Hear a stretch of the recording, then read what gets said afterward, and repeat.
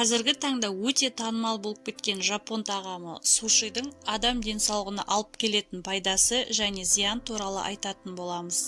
Саламатсыздар ма достар? Сіздермен бірге Салауатты өмір каналы, арнамыздан алыстамаңыздар. Жақында жапон тағамы суши өте танымал тағамға айналды. Осындай тағамдар ұсынатын мейрамханалар мен кафелер көбірек ашылуда, өйткені оның әуесқойлары күн санап көбейіп келеді. Сушидің зияны мен пайдасы туралы пікірталас басылмаса да, көптеген адамдар бұндай тамақтан улануы мүмкін деп те санайды. Жапониялықтар жейтін тағамдардың денсаулыққа пайдасы өте мол. Мемлекеттерінде картоп пен бидай егетін жер аз болғандықтан көкөністерді аз тұтынады. Мұнымен қатар мемлекет халқының көп бөлігі Будда дінін ұстанады. Дін ережелеріне сәйкес жануарлар мен 4 түлік малдың етін жемеуге тырысады. Олардың орнына балық, теңіз өнімдерін, күрішті көбірек жейді. Осының арқасында ұзақ өмір сүріп, дене бітімдері мінсіз болады. Сушиді теңіз өнімдерінен, күріштен және балықтан әзірлейді. Оның қанша түрі бар екен нақты айтуға қиын. Солардың бірі макидзуси. Біз оны ролл деп атаймыз. Дәстүрлі суши бір түйір күріштен, шикі балық пен соя тұздығынан әзірленеді. Еуропаға бұл тағам Америка арқылы келген. Кейде жапониялықтар шетелде жүріп, суши жеген кезде қатты таңғалады.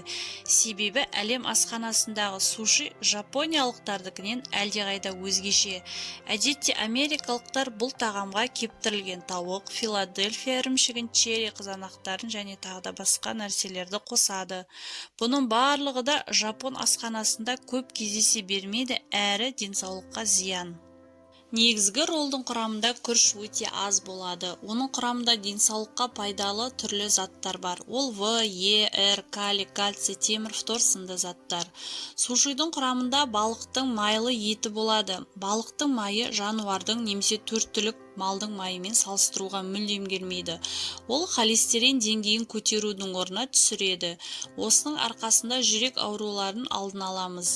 Балық майы дәрумендерге толы қоспа секілді. Оны жануардың немесе 4 түлік малдың майы секілді ағзада сақталып қалмайды.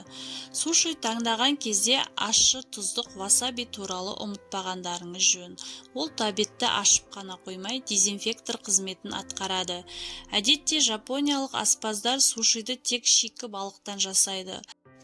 Жапондықтар оны өңдемей-ақ солай тұтынады. Құрамындағы пайдалы заттардың сол күйінде сақталғанын қалайды. Ал бұндай етте көзге көрінбейтін паразиттар жүруі мүмкін. Васаби оны өз кезегінде бактериясыздандырады. Суши жақсы ма, жаман ба? Бұл сұраққа бір жақты жауап беруге болмайды. Бұның бәрі адамның жеке ерекшеліктеріне, суши дайындалатын компоненттердің сапасына және олардың қолданудың дұрыстығына байланысты. Бұл тағам теңіз өнімдеріне аллергиялық реакциясы бар адамдарға зиян болуы мүмкін.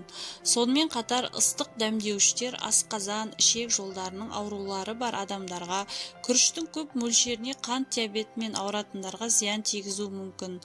Соя тұздығында тұз өте көп. Бұл ісінуге және тұздың жиналуына әкелуі мүмкін. Балық қосылған сушидің негізгі қауіптілігі олар паразиттердің көзі бола алады. Әр түрлі дереккөздерге сәйкес қазіргі кезде барлық балықтардың 100% гермит жұмыртқаларын жұқтырған. Ол тек термиялық өңдеу кезінде ғана жойылатын дөңгелек және таспа құрттарын тасымалдаушысы болып табылады. Васаби күшті антисептик. Бұл өнім бактерияға қарсы әсер етеді. Тромбтардың пайда болуына жол бермейді. Денені шырышпен және токсиндерден тазартады. Васаби дезинфекциялайтын қасиеттерінен басқа тістерді тіс шетуден сақтайды. Дұрыс дайындық кезінде барлық санитарлық стандарттарға сай болу және сушиді уақытында қолдану олар пайдалы. Бұл олардың құрамына байланысты, өйткені тек калориясы төмен пайдалы тағамдар тағамның негізгі компоненттеріне айналады. Сондықтан бұл тағам салмақ жоғалтуға көмектеседі.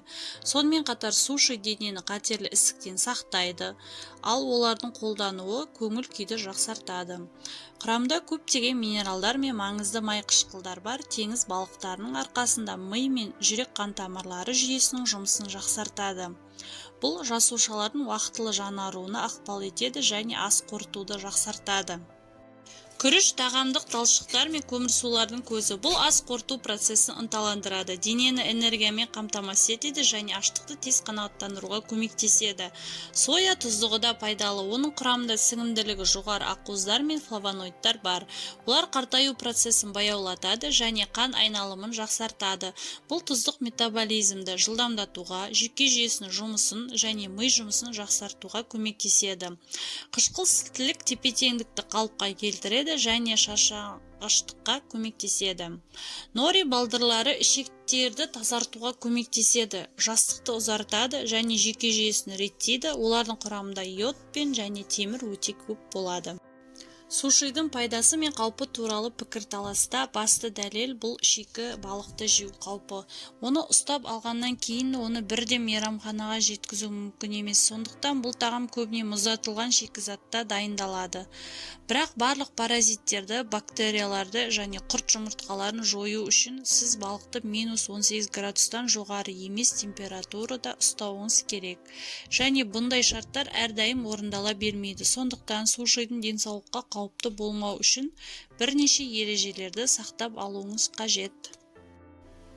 Сушидің пайдасы мен қаупі туралы пікірталасты басты дәлел бұл шикі балықты жеу қаупі.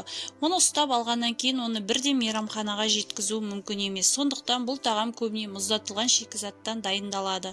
Бірақ барлық паразиттерді, бактерияларды және құрт жұмыртқаларын жою үшін сіз балықты -18 градустан жоғары емес температурада ұстауыңыз керек. Және бұндай шарттар әрдайым орындала бермейді. Сондықтан сушидің денсаулыққа қауіпті болмас үшін сіз бірнеше ережелерді сақтап алуыңыз қажет. Оларды тек үлкен мейрамханаларда және дәлелденген кафелерде қолданғаныңыз жөн. Өйткені сушиді дайындалғаннан кейін бірден жеу керек. Қызыл балық пен суши жеген кезде ысталған немесе тұздалған құрамға артықшылық берген дұрыс.